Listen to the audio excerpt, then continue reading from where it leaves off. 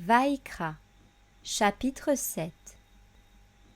Voici la Torah du sacrifice de culpabilité. C'est le Saint des Saints. Au même lieu où l'on tuera l'Holocauste, on tuera le sacrifice de culpabilité. On aspergera de son sang le pourtour de l'autel. On en présentera toute la graisse avec la queue et toute la graisse qui couvre les entrailles, les deux rognons, la graisse qui est dessus, sur les flancs, et le grand lobe qui est sur le foie. On ôtera jusqu'au rognon. Le prêtre brûlera toutes ces choses sur l'autel comme offrande consumée par le feu à Yahweh. C'est un sacrifice pour la culpabilité. Tout mâle parmi les prêtres en mangera. Il sera mangé dans un lieu saint, car c'est le Saint des Saints. Tel le sacrifice pour le péché, tel le sacrifice de culpabilité. Il y aura une même Torah pour les deux. Il sera pour le prêtre qui fait la propitiation. Le prêtre qui présentera l'holocauste de quelqu'un aura la peau de l'holocauste qu'il aura présenté. Et toute offrande de grain cuite au four, préparée sur le grill ou sur la plaque, appartiendra au prêtre qui la présente. Et toute offrande de grain pétrie à l'huile ou sèche sera pour tous les fils d'Aaron, pour l'homme comme pour son frère. Voici la Torah du sacrifice d'offrande de paix qu'on présentera à Yahweh. Si quelqu'un le présente comme action de grâce, il le présentera avec le sacrifice d'action de grâce. Des gâteaux sans levain pétris à l'huile, des galettes sans levain ointes d'huile, et des gâteaux de fine farine mêlés et pétris à l'huile. En plus des gâteaux, il présentera pour son offrande du pain levé avec le sacrifice d'action de grâce, de ses offrandes de paix. Il présentera une part de chaque offrande qu'il offrira comme offrande élevée à Yahweh. Elle sera pour le prêtre qui a fait l'aspersion du sang du sacrifice d'offrande de paix. Mais la chair du sacrifice d'action de grâce, de ses offrandes de paix, sera mangée le jour où elle sera offerte. On n'en laissera rien jusqu'au matin. Et si le sacrifice de son offrande est un vœu ou une offrande volontaire, son sacrifice sera mangé le jour où il l'aura présenté. Ce qui en restera sera mangé le lendemain. Mais ce qui restera de la chair du sacrifice sera brûlé au feu le troisième jour. Si on mange de la chair du sacrifice d'offrande de paix le troisième jour, celui qui l'aura présenté ne sera pas agréé. Il ne lui sera pas imputé. Ce sera une chose infâme, et la personne qui en mangera portera son iniquité.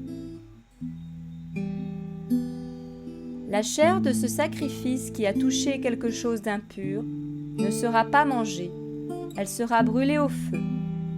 Mais quiconque sera pur mangera de cette chair. La personne qui, ayant quelque impureté sur elle, qui mangera de la chair du sacrifice d'offrande de paix qui appartient à Yahweh, cette personne-là sera retranchée de son peuple. Si une personne touche quelque chose d'impur, soit une impureté humaine, soit une bête impure, ou quelque chose d'autre d'impur, et qu'elle mange de la chair du sacrifice d'offrande de paix qui appartient à Yahweh, cette personne-là sera retranchée d'entre son peuple. Yahweh parla à Moshe en disant : Parle aux enfants d'Israël et dis-leur : Vous ne mangerez aucune graisse de bœuf, ni d'agneau, ni de chèvre. On pourra se servir pour un usage quelconque de la graisse d'une bête morte ou de la graisse d'une bête déchirée, mais vous n'en mangerez pas.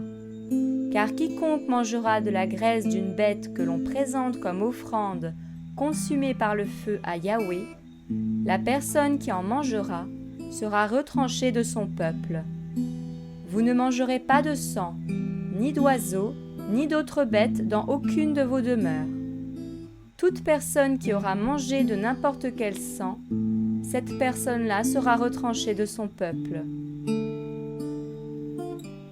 Yahweh parla à Moshe en disant : Parle aux enfants d'Israël et dis-leur : Celui qui présentera son sacrifice d'offrande de paix à Yahweh apportera son offrande à Yahweh, prise sur son sacrifice d'offrande de paix. Il apportera de ses mains les offrandes consumées par le feu devant Yahweh. Il apportera la graisse avec la poitrine pour l'agiter en offrande agitée devant Yahweh. Le prêtre brûlera la graisse sur l'autel, mais la poitrine sera pour Aaron et ses fils. Vous donnerez aussi au prêtre pour offrande élevée la cuisse droite de vos sacrifices d'offrande de paix. Celui des fils d'Aaron, qui présentera le sang et la graisse de l'offrande de paix, aura pour sa part la cuisse droite. Car je prends sur les enfants d'Israël la poitrine qu'on agite en offrande agitée et la cuisse qu'on présente par élévation de tous les sacrifices d'offrande de paix, et je les donne à Aaron le prêtre et à ses fils, par une ordonnance perpétuelle de la part des fils d'Israël.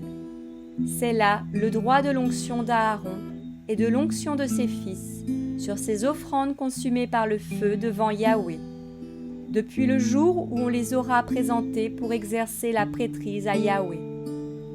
Et c'est ce que Yahweh ordonne aux enfants d'Israël de leur donner depuis le jour où on les aura oints. C'est un statut perpétuel parmi leurs descendants. Telle est donc la Torah de l'Holocauste, de l'offrande de grains, du sacrifice pour le péché, du sacrifice pour la culpabilité, de la consécration et du sacrifice d'offrande de paix. Yahweh l'ordonna à Moshe sur la montagne de Sinaï, le jour où il ordonna aux enfants d'Israël d'offrir leurs offrandes à Yahweh dans le désert de Sinaï.